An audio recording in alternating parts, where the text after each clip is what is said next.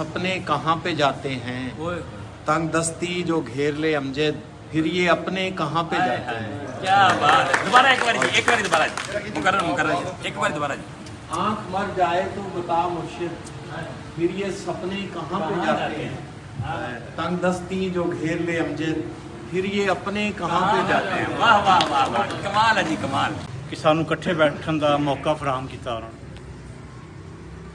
दूसरा मेरे भाईओ, मैं थोड़ी जी गल, क्योंकि असी प्योरली पार्टी तंजीम के लोग बैठे हैं, तो मैं अपने जो मैं फील किया 8-10 दिन के मैं वो ख्यालों का आधार कराँगा। मैनू ना मैं किसी की खुशामद चलती, मैं हकीकत थोड़े अगे रखनी।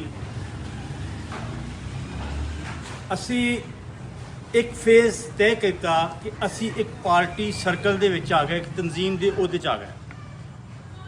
ये सारिਆਂ ਨੂੰ खुशी हो गई बहुत ज़्यादा कि असी अहदेदार बन गए। एक कोई कामयाबी नहीं है।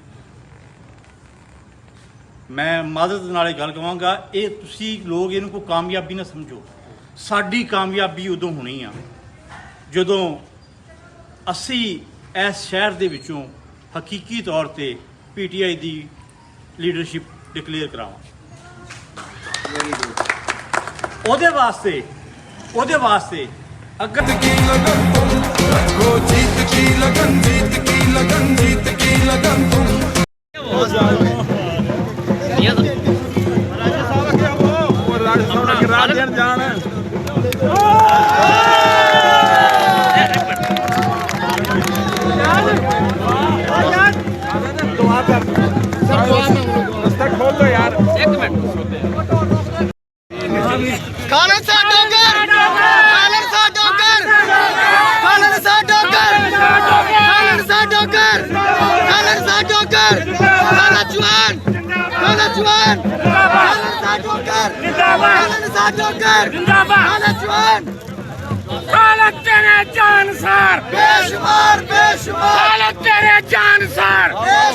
रखो, जीत की लगन, जीत की लगन, जीत की लगन तुम।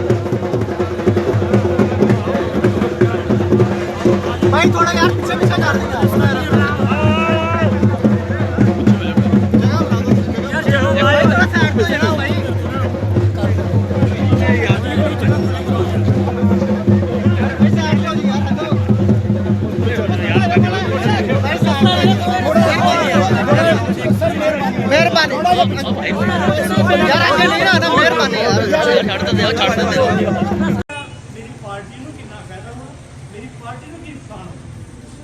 खुदा दे वास्ते मेरी ये रिक्वेस्ट है कि मेरा भाई जी को मेरी गल बुरी लगे तो मैं मालूम खान लेकिन यह गल पॉजिटिव होकर अपनी एनर्जी नवे अंदाज से लाने की कोशिश करो। पट्टी साहब अपनी बहुत कोशिश कर रहे हैं। तुसी लोग जेडे हो ना साडे कान हो।